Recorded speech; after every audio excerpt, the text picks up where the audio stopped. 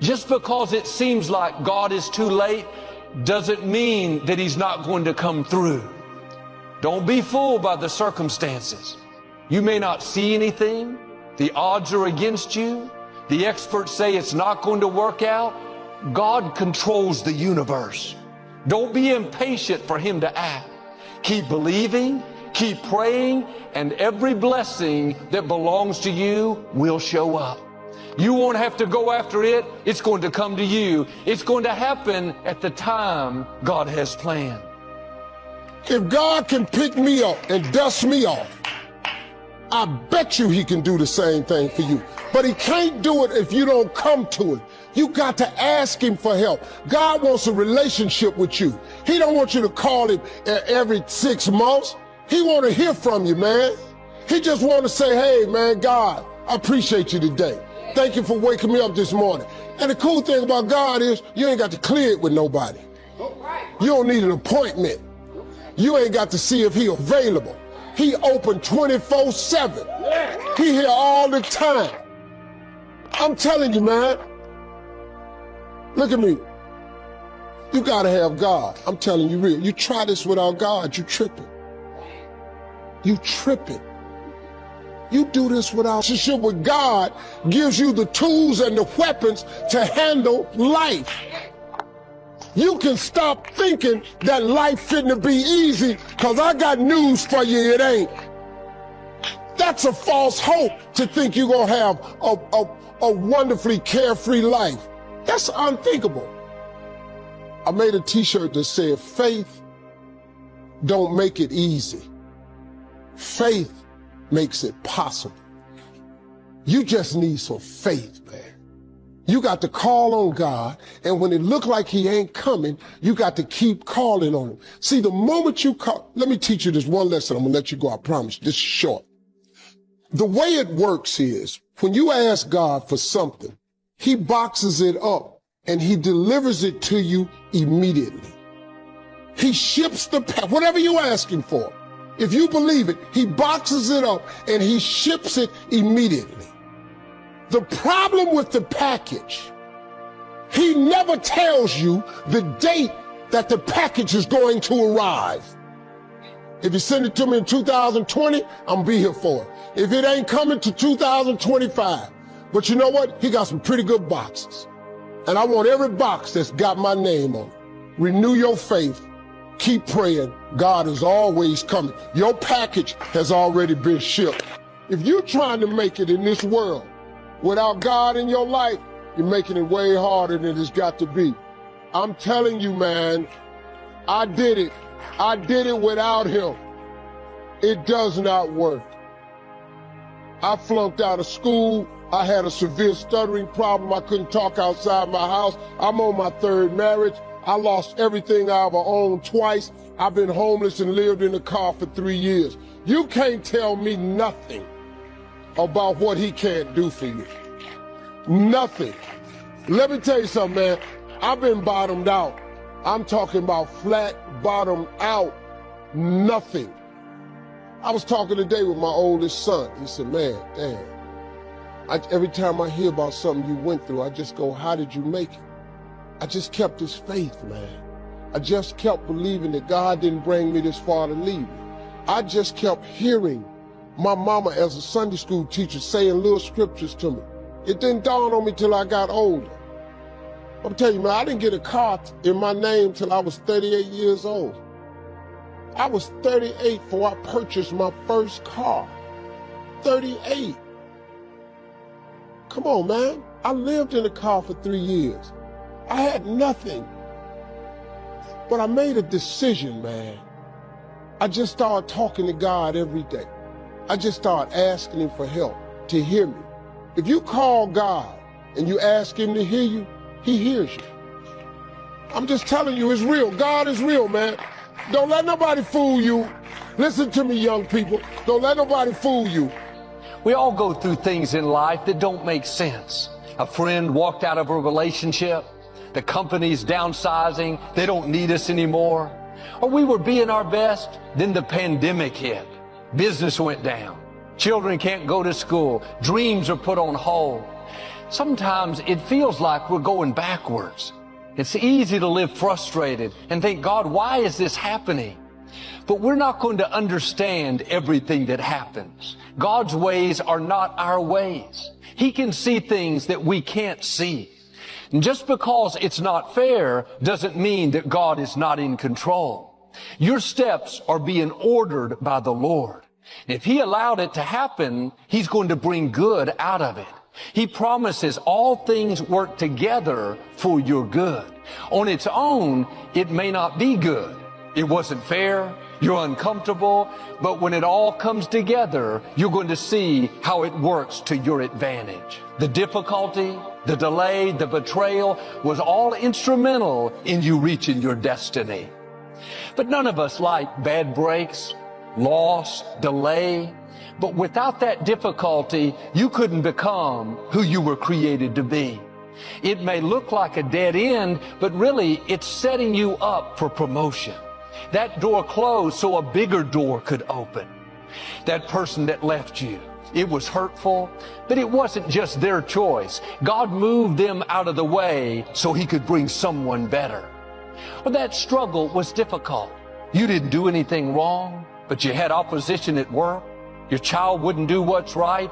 It wasn't fair, but what you couldn't see is it was growing you up, developing your character, getting you stronger, more confident, more determined. Without it, you wouldn't be prepared for the blessing, the increase, the new levels that are coming your way. You may not understand what you're going through. You could live worried, discouraged. Try a new approach. God, I don't understand it, but I trust you. I know you're in control. You're working all things for my good. So I'm not going to live upset. I'm going to stay in peace, knowing that you will get me to where I'm supposed to be. There are a lot of things we don't understand, trouble that we've never seen. Like Jesus washed the disciples' feet, you're His disciple. If you would have been there, He would have washed your feet. I can imagine Him doing that today. He's saying, you're going to walk through things you don't understand, see difficulties that you've never seen. There's going to be plenty of opportunities to live upset and afraid, but don't worry, I've washed your feet. I've prepared you for what you're going to face. I've armed you with strength for the battle. It may not make sense, but it's all a part of my plan. God is getting you ready for new levels of influence, new levels of favor, new levels of leadership, new levels of resources. Now make sure you keep your shoes of peace on. Don't panic over the pandemic. Don't fear the unknown. Don't lose sleep over what doesn't make sense.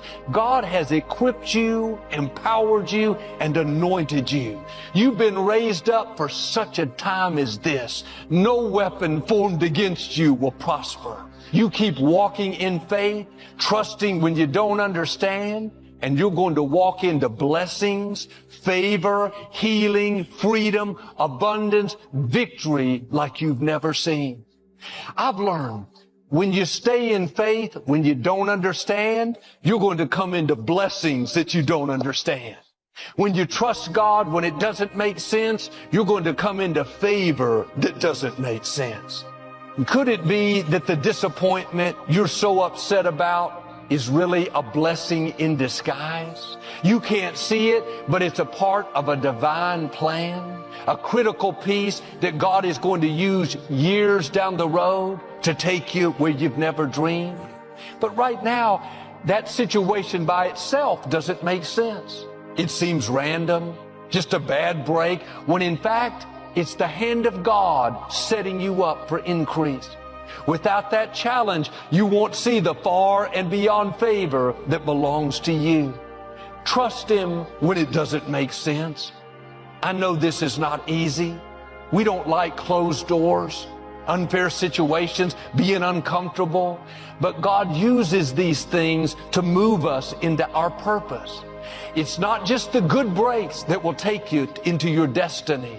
The closed doors are as important as the open doors. The betrayals are just as important as the divine connections. God uses them all. Success begins with identifying a problem to solve. So Jesus Christ knew, if I'm going to be successful, I must succeed in something. So he went looking for a problem. He found one. He found 3 young men at that time sitting on the beach with an empty boat. That was a problem. They were professionals. They didn't know what to do with their problem. What did he do? He offered to solve their problems. What did he use? His gift. What was his gift? The gift of dominion. And he told them to go back out. Wrong location, wrong depth, and net on the wrong side, and he solved their problem. Now, what happened after that? Do you remember what happened after that? It says, Peter said to him, "What manner of man are you?" In other words, you just separated yourself from normal men. That's what that means. We thought you was a normal person. Success begins with separating yourselves from the pack. What manner of person are you? Why? Because you solved a problem that we couldn't solve. You used the gift we didn't know you had. Immediately, he became celebrated. He became a celebrity. No wonder why they were willing to drop their nets, shut down their fishing company, and join him. Because he became what? Successful in an area of life. Therefore, he became influential. Influence is the capacity to cause other people to listen to you or to follow you. What is influence? Oh dear. I guess I'm talking to myself. Talk to myself, talk to the hand. Influence is the capacity to cause other people to listen to you or to follow you. That's influence. Suddenly, they decided to listen to him. Then they went even to the point where they said, "We will follow you." Influence is when other people change their priorities for yours. Positive thinking won't let you do anything, but it will let you do everything. Better than negative thinking will. Now, I know that for most busy people, getting regular exercise is about as easy as climbing Mount Kilimanjaro. But it can be done. You've just got to have a plan. You've got to set some goals, because it's just as difficult to reach a destination you don't have as it is to come back from a place you've never been. Unless you have definite, precise, clearly defined goals, you will not realize the maximum potential that lies within you. And this applies to every aspect of your life, not just to exercise. Now, here's some steps you can take towards that end. First, identify your goals. And next, set a deadline for reaching them. Make a list of obstacles you have to overcome to reach your goals. Identify the people who can help you overcome those obstacles, and make a list of skills you have and those you need to achieve your goals, and then develop a plan. Now, a word about goals themselves. There are 7 different kinds of goals. There are physical, financial, spiritual, career, family, mental, and social. And these 7 types of goals share several characteristics. First, to be effective, they must effect change. We must have some big goals, because thinking big creates the excitement necessary for accomplishment. Second, you must have some long-range goals so that short-range frustrations don't stop you in your tracks. Occasionally, circumstances do arise that are beyond your control, and oftentimes obstacles such as market changes, sickness, accidents, or family problems can be pretty intimidating. But by keeping your eye on the prize, you will find that the excitement of winning that prize will carry you through the tough times. Third, if you don't have daily objectives, you qualify as a dreamer and not as a doer.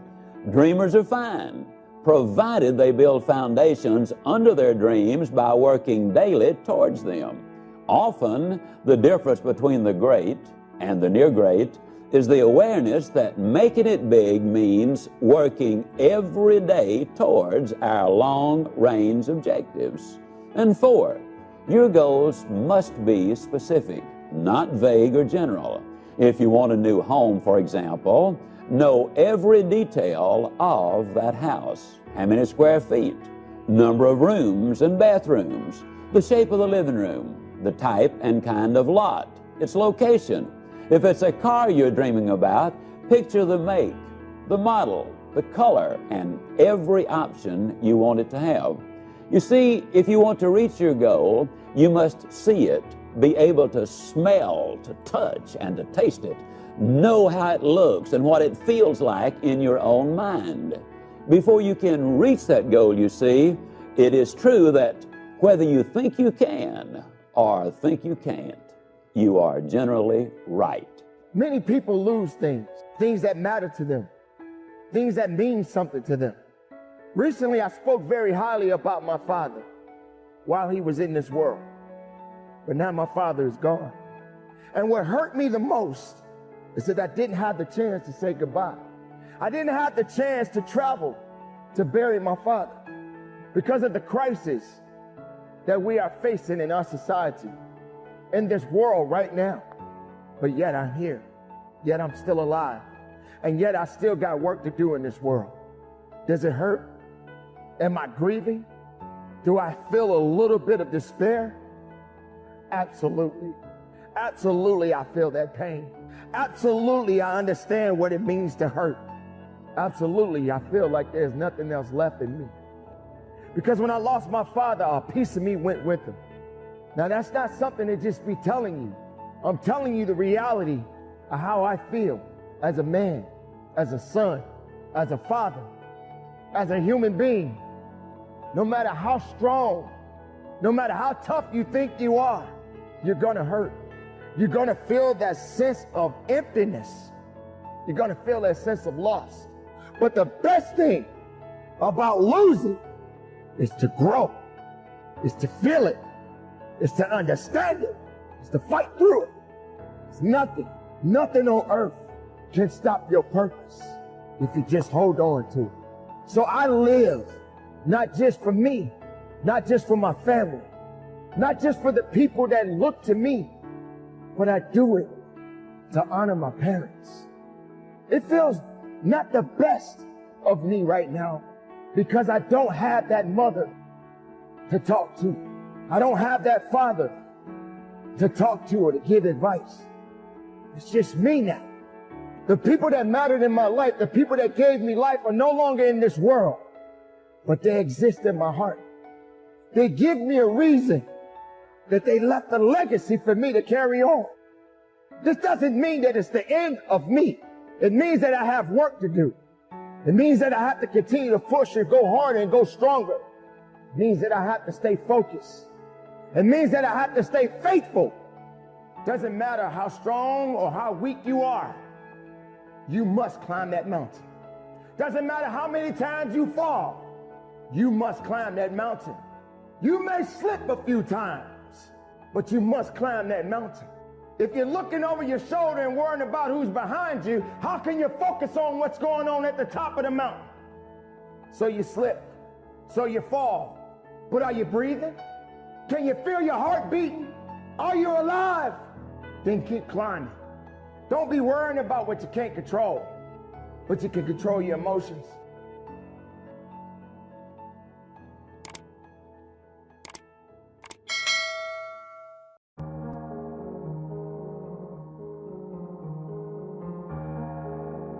Reason why I genuinely believe, as we all sit here today together, that because of this device that many of you are holding, we are living in the most opportunistic time ever to put yourself into a place of happiness. And happiness comes in all forms. And I think a lot of business and entrepreneurship, but I definitely want to articulate today a framework that speaks to how do you get happy because of how much opportunity there actually is. Let me take a step back. I was born in the Soviet Union Union in 1975, a little ways ago. I came to America when I was 3 years old. It was a very challenging upbringing in the first couple of years. 6 family members in a studio apartment. We struggled. We had to learn a new language. We started from the bottom, no question. As you can imagine, my parents are very much my heroes. My mom stayed home and raised kids. My dad worked every day, many hours a day. First as a stock boy, putting bottles on the shelf in a liquor store in Jersey for only $2 an hour. So very humble beginnings where the Vaynerchuks come from. But entrepreneurship was definitely foundational in happiness that we were able to create over that period of time. My dad worked quite a bit. Eventually, he became the manager of that liquor store. And that's when we moved to New Jersey, outside of New York City. And that's where I mainly grew up. And that is where my entrepreneurial career began. I always wanted to work. It came natural to me. It's what I wanted to do. When the summer days happened and all the kids wanted to play, I wanted to go wash people's cars. I wanted to sell lemonade. I wanted to do business. It was always in me. It's what made me happy. When I was 5, 6, 7 years old, I convinced all my friends to stand behind booths from the lemonade that I made, and I would make signs and try to think about how to market. Long before the internet, I cared about one core thing, which was the attention of the person that I was trying to reach and how I could get them excited to buy my thing. Eventually, after lemonade, I started my first kind of real business. In America, in the 80s, baseball cards, sports cards that people could trade became very big, and I rode that wave. I got very involved. I love sports, and I love even more buying packs of cards, getting good cards, and reselling them. And that's really where I learned much. I mean, to think that sitting here today and having so many people clap for you on the complete other side of the world, and so much of that was what I learned in the malls and conventions in New Jersey selling these cards. It's remarkable. I'm very humbled. I very much appreciate the warm welcome when I came out here. And I'm setting up this framework because I think, as I was getting ready for this conference and I looked at so much of the chatter about the conference and obviously phenomenal Instagram account of our hosts, and kind of just looked, the thing that I've become fascinated about and the thing that I want to talk about today is really 2 things. Literally right before I came out here with the organizers, they're like, talk about the how. And I asked them, I said, the how here or the how here? What's interesting to me now that I've been a little older and had my career, and I'll go back to it in a minute, frame it up, but as I'm segueing, what's interesting to me is every wonderful person that I'm looking at right now, for them to get what they want, happiness, forget about money for a minute, happiness, for them to get what they want, it actually is only one of 2 things, here or here. And here represents doing the work, knowing what to do. My whole career, as I got more known on the internet, I did not want to be a motivational speaker, and I spent many years not talking about this. I mainly talked about this. But after a while, what started happening was I started reading enough comments, because I read all my comments, and I just started realizing so much of why people can't get there has to do with this, that I started talking about it more over the last 4 or 5 years. But I think they both matter. You could be the most optimistic, happy person up here, but if you don't put in the work, and if you don't know what work to put in, it's not gonna happen. Optimism is very close to delusion. However, I believe that optimism is the fuel to practicality, right? If you don't believe you're doing it for a reason or it's exciting, you're not gonna wanna put in the hours of the work. And so that's who I've always been. I've always been ambitious and happy. I was very fortunate. I had a tremendous mother who loved me very much, so I felt good. However, she did not create entitlement. When I lost or when I was doing bad, she told me. She didn't make a fake environment, which is a huge factor. And to be honest, my biggest concern about the last 20 years of parenting, too much fake environments, too much entitlement, which is why so many people struggle when they go into the real world, because the real world doesn't care. The real world is not your mama anymore. And so I think about those things. Fast forward, I was very very good at selling baseball cards when you're making $3,000 or $4,000 a weekend when you're 14 years old. You've got it. I was good, fine. But then my dad eventually bought a liquor store and he dragged me into the liquor store when I was 14. I started making $2 an hour, bagging ice. This was huge for me. If I didn't have that transition, all the money I was making as a young kid, it came so easy because I was naturally talented. I think not having that struggle of losing all that because my dad forced me to work in the store and making $20 a day,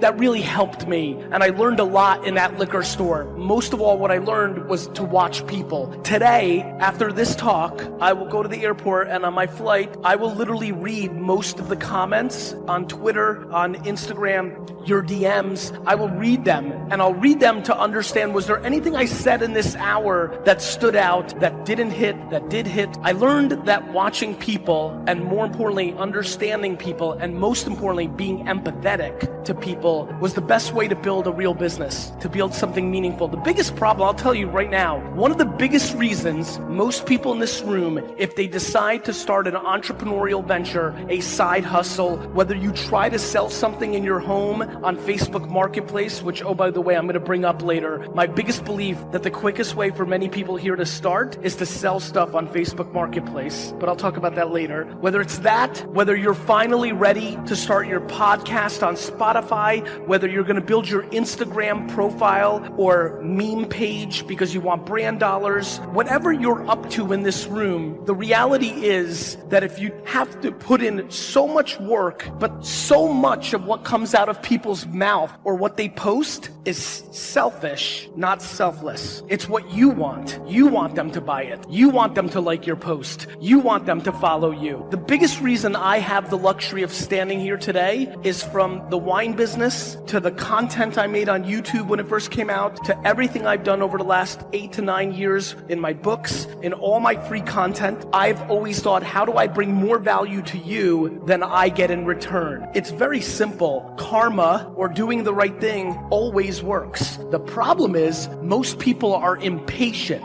The reason most people are impatient, especially in cultures like mine, Eastern European, in cultures like here, there's too many people in here that are trying to get successful too fast because they want to prove it to their parents. And in that impatience is a very important point. My friends, the number one thing I fear, period, is that people live their lives based on other people's opinions. The number one thing that I have seen as I've gotten older that has been very obvious to me is that most of the people here today do many of the things they do because of 1 to 5 people's opinions in their lives, whether their parents, their spouse, their older sibling, their neighbor. Living your life predicated on the judgment of somebody else is the great weakness of the human being. The biggest reason, do you know how many people are here today just to get affirmation from me to go and do something? I mean it.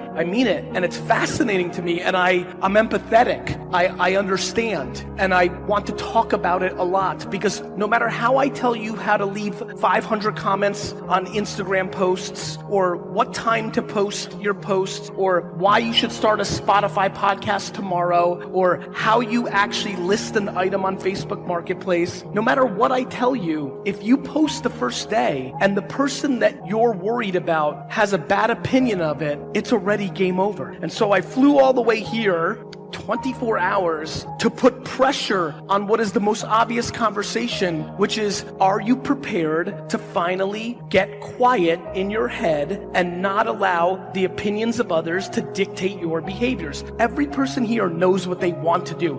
Can we prime ourselves to feel good? Yes or no? What if you knew you would have a really important conversation with your kid or your spouse or your loved one, and you're starting to feel a little tension because you don't want to deal with this because you love them, you don't want to deal with the bullshit, but you know you got to. In this state of being primed about it, how's it gonna go? But if you primed yourself with laughter or joy or playfulness, and now you go to be with them, and somebody goes, no! And you go, that'll with them real quick, won't it? They don't want to deal with you enjoying yourself. So we are in charge. Here's the point. Life changes the moment you make the decision that you're 100% responsible for your experience of life. Not responsible like a heavy, response-able. If you're responsible, you're able to respond. You can only respond and be able to do that if you own yourself. And if you know people can do anything, but still you're the authority of what it means to you. You're the authority of your own emotions. You're the authority of your own actions. Who's with me on this? Say I. And blaming other people, which the human mind is always looking to do, will never make you happy, never make you fulfilled, never bring you closer to people, never make you grow. So when you're willing to take that level of responsibility where you're like making judgments and you go, oh, that person's such a bullshitter, such a liar. One of the things I always do is I do a reversal in my head and go, you're such a liar. No, I'm not. Where are you? Well, I did about that once. Who's ever said something and after you said it thought to yourself, what I just said was total. How many have ever thought this? How many have ever heard someone else say something and thought to yourself, what they just said is See, if you can see it in someone else, they can see it in you. Better to just own it and let go. Because that's what the mind does. If we let the mind run us, we're going to have a tough time. This mind serves me. I don't negotiate with it. Remember I told you? I don't say, well, I'll do this. Well, maybe we could do it. Maybe we'll jump in the water now.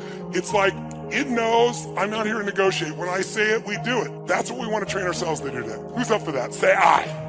So the first step to that would be priming. So let me show you exactly what I do for 10 minutes. By the way, my son, people around him enough, he laughs so much, he is a priming to other people when he shows up in the room. Because they're around Josh enough, and they know at any moment Josh could crack them up, and there's an unconscious anticipation of it. Does that make sense? So even if something's stressful, they're almost on their edge that Josh is going to do something of this nature. It's an incredible skill. It's an incredible gift. So here's how I prime myself. I do 3 things. First, before I do the 3 things, whenever you want to make a change or improve something, the first place you want to improve it is in your mental, emotional state. If you do something from a pissed off state, from an exhausted state, from a frustrated state, from a weak state, it won't matter what you do. The thoughts are weak when you're in a weak place. The actions are weak. So the first thing we're going to do is I'm going to show you a simple breathing pattern. And the breathing pattern, if you're familiar with yoga, it's like breath of fire. It's similar to breath of fire. And it's a movement. And what it's going to look like is this. You're going to sit up in your chair with energy. I'll show you what we'll do, and then we'll do it. We're going to raise our hands up as we take the air in,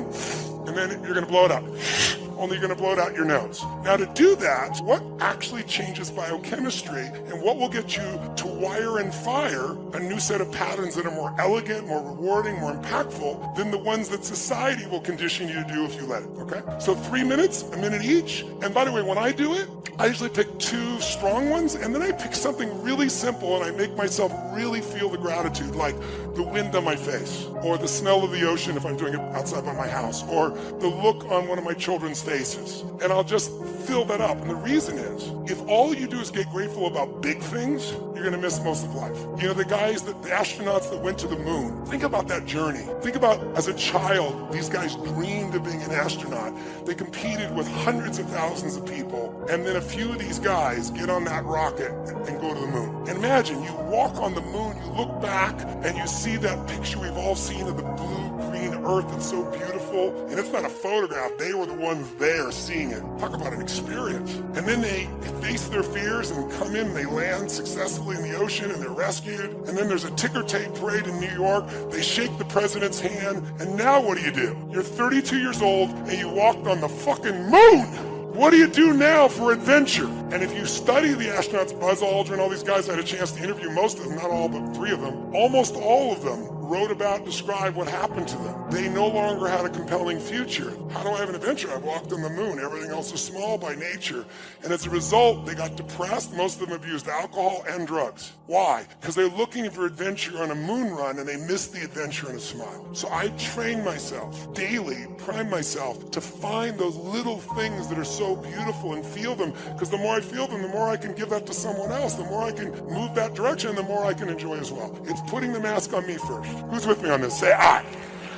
Okay? So that's, after we do our breathing, step 1 of the 3 steps. First the breathing, then the 3 steps. 1, gratitude. 3 minutes roughly, a minute each. 3 different moments you can feel grateful for. And feel it, enjoy it, savor it, live in it. Next 3 in the 3rd minutes. Second piece we're going to do is you're going to feel the energy in you and do a prayer or a blessing. Now, I know many of you are not religious. I'm not suggesting you need to be. But almost all of us know there's a power in love. You know, if God was love and we didn't come up with all the other names for God, you wouldn't have much argument between people. So imagine that what you're going to do is imagine energy of God, the universe, whatever you want to imagine, coming down into you like a white light and breathing it down in through your body, down your legs, into the earth, and then coming back up and out again. So it's, and then comes back up. And you don't have to do this with your hands, but I'm trying to show you what the feeling is.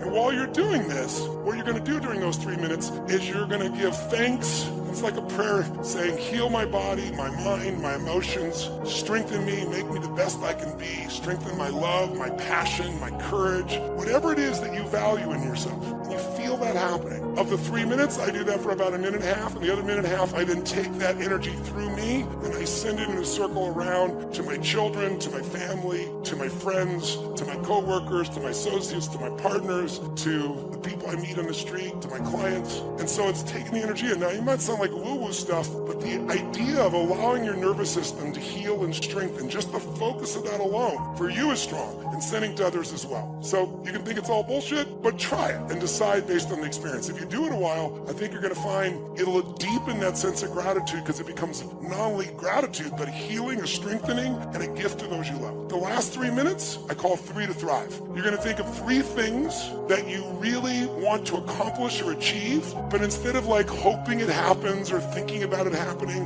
you're going to step in your mind and experience it as if it's done. You're going to see it or feel it, breathe it, celebrate it like you've already achieved the goal. What you're doing is training your reticular activating system. And we talked about this the other day, the part of your brain that notices things. When you did, before you bought that car outfit, you never noticed them. Now you buy that car outfit, those cars and outfits are everywhere. How come? Because your RAS, now that you own one, says this is important. I need to pay attention to this. Well, when you get clear what you want and you see it as done and feel it and create it in your mind and your heart, and you celebrate it, there's a sense of certainty that enters your body, and your reticular activating system starts to go to work on making it happen. I get to speak. I get to speak all over the world, and it's always an honor and a privilege. And I always tell people, Saban has even brought me down to Alabama a few times, and I told him he's putting my VFL card in jeopardy, right?